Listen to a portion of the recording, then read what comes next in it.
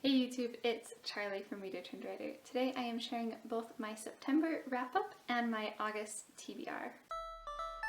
I'm trying something a little bit new to combine these two videos, so we'll see if I like it or not. I do still have my bullet pages for both my wrap-up and my TBR, so I will jump into those now and share all these books with you. Before I jump into the books I read in September, I wanted to highlight my three favorites of the month. These were Splinters of Scarlet by Emily Bain Murphy, His Last Bow by Arthur Conan Doyle, and the originals by Brandon Sanderson. The first book I read was a short audiobook, Lady Susan by Jane Austen, and I rated this 4 stars. This is a novella, the first work of Jane Austen. My understanding was that she never truly finished it, but did like a short wrap-up ending of it later, and that she wrote it for the entertainment of her family. It follows Lady Susan, who is a major player, through the form of letters. It was a fun read. I wasn't sure at first with the different format, but the letters from different perspectives really helped us to get to see Lady Susan for who she is. The characters and wit were all exactly what you would want from Jane Austen, and I think it's definitely worth the read if you are an Austen fan. The next book I read was All the Ever Afters by Danielle Teller, and I rated this 4 stars. This is a Cinderella retelling from the perspective of the stepmother.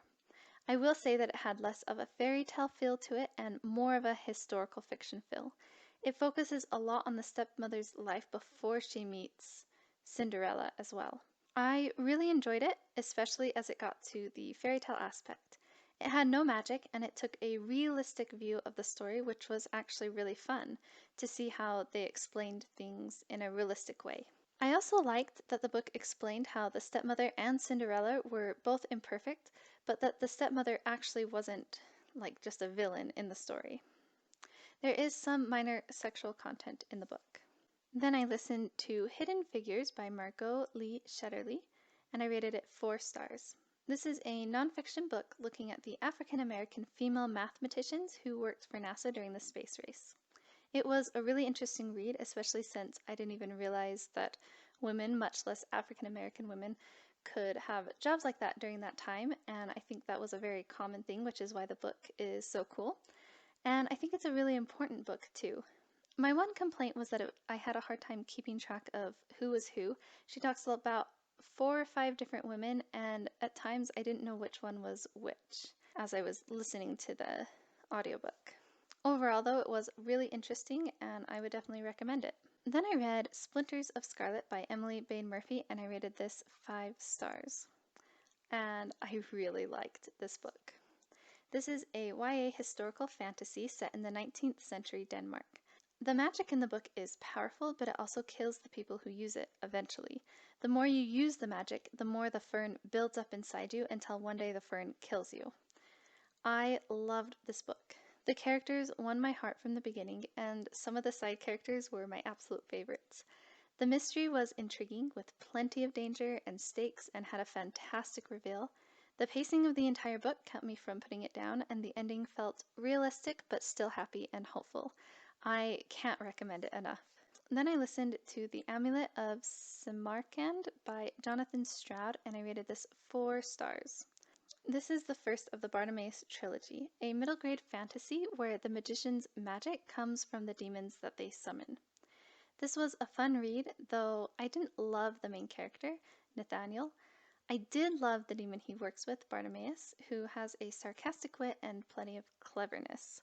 I have heard that Nathaniel has a really good character arc, so I expect to like him more as the series progresses, and it was a fun read. Then I listened to a new release by Brandon Sanderson. He did the originals, and he wrote it with Mary Robinette as an Audible original. Because it was co-authored and an Audible original, I was a little bit put off, but I did end up enjoying it. It wasn't my favorite by Sanderson, but it's a short little novella. I think it's like 3 hours total is all. But it also has some really interesting concepts, and it was good. Then I read His Last Bow by Arthur Conan Doyle, and I rated it 5 stars. This is a Sherlock Holmes short story collection, and I loved it. It might have been my favorite so far, excepting the last story in the collection. The last story is a spy story rather than a detective one, and it's told in third person rather than from Watson's perspective. It was written during World War II as like propaganda, and I honestly found it kind of boring and didn't like the new format. The other stories in the collection, though, were all really solid for me, and I'm really excited to read the next and last collection. Next was my main reread of the month, Pride and Prejudice by Jane Austen, and I rated this 5 stars. It has been a long time since I read this book. I was way overdue for a reread, and I loved revisiting it. I pretty much just love everything about it, and the movies, and I just love everything about Pride and Prejudice. And after rereading it, and since I recently have finished reading all of the books by Jane Austen, I can definitively say that this is my favorite book by her. Then I listened to Atomic Habits by James Clear, and I rated this 5 stars. This was an unplanned reread. I was feeling a little bit stuck in life, and I thought that this might help, and it did. This book is so encouraging for me because it focuses on small changes you can make to get better and the trajectory of your life rather than where you are at the moment. I love how accessible and immediately applicable the book is. Then I read a short little book called The Ordinary Princess, and I rated it 2 stars. I was expecting a lot more from this because it had a lot of really high reviews on Goodreads, but it just wasn't for me. First of all, it has an older, tell more than show writing style, which isn't uncommon in fairy tale books, but it also is definitely not my favorite. It also had hardly any plot. I mean, it is a short book, but I was halfway through and wondering what the book was about still. It does end up having a simple plot line, but it wasn't enough for me. I do think young girls would enjoy it and might try reading it to my daughters when they are just a tad older. And then I listened to The Great Alone by Kristen Hanna, and I rated it 4 stars. I had no idea what to expect from this book. Survival in the Wilds of Alaska didn't sound like my kind of book, but so many people love it, and I loved The Nightingale, so I gave it a try. And I honestly had a hard time rating it. If you want to see my thoughts on it more in depth, you can check out my Goodreads review, which is linked below. But basically, I really liked the beginning, did not like the middle, and then the ending redeemed the middle for me a little bit. This book does have some swearing in it and a lot of violence, including domestic abuse. The last audiobook I listened to was I Am Malala by Malala Yousafzai, and I rated this 3 stars. This is Malala's memoir, and I'm really glad I read it. I found her story to be touching and inspiring. The book itself felt a little meandering and not exactly cohesive, which is why I gave it a lower rating. I would have liked to see more about her personal life and experiences, but I still would highly recommend it. Then I read Princess Ben by Catherine Gilbert Murdoch, and I rated it 3 stars. Princess Ben's parents die, and she is left under the thumb of the Queen Sophia, where she discovers magic that only she can access. This helps her to navigate the political hardships her country is facing, as well as things like an arranged marriage that the Queen wants to set up for her. This book was a quick read and kept my interest. I did like Ben as a character for the most part, especially as she grew more mature. My favorite character was Queen Sophia. However, there were some problematic things in the book when it came to relationships, and the love story was pretty much a joke to me. I hated the love interest, and he never did anything to redeem himself from some of the terrible actions he took when we first met him. He never even showed remorse for those actions. And I wasn't sure when exactly Ben fell in love with him.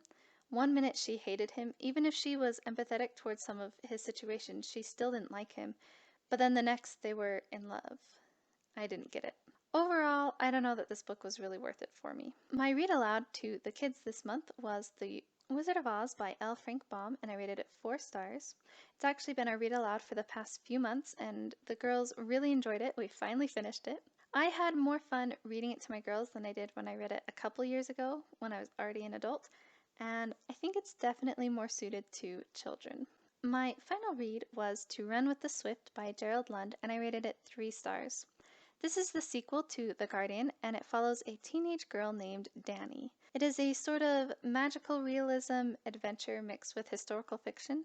I enjoyed it overall, but I did find it to be a bit long, and it was hard to pinpoint what the target genre and age group were. Not my favorite Gerald Lund book for sure. Now on to the books that I plan to read next month in October. I have 36 books on my 2020 TBR, so I need to read 3 books from that each month. In October, I'm planning on reading Illuminae by Amy Kaufman. This is a futuristic sci-fi told through documents that I wanted to read for a long time. I had planned to read it in September, but just didn't get to it. Salt to the Sea by Ruta Sepetys. This is a historical fiction about the tragic sinking of a Soviet submarine in 1945. I've heard really good things about this one. And Meg, Jo, Beth, and Amy, The Story of Little Women and Why It Still Matters by Anne Boyd Rio. The title speaks for itself, and if you're a fan of Little Women, you understand why this book made my TBR list. My read aloud this month is going to be Charlie and the Great Glass Elevator by Roald Dahl. We read Charlie and the Chocolate Factory earlier this year, and my kids loved it. I'm excited to read this one with them, especially since I'm really unfamiliar with it. My nonfiction read is Mastering Suspense, Structure, and Plot by Jane K. Cleland.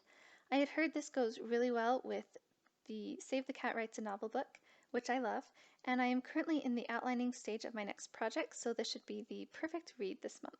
My classic read is The Casebook by Arthur Conan Doyle. This is the final short story collection I have to read, and I'll have read all the Sherlock novels and stories. I am excited because I have loved the short story collections and expect to really enjoy this one as well. The prompt this month for the Rereadathon is a book set in a different world or culture than your own.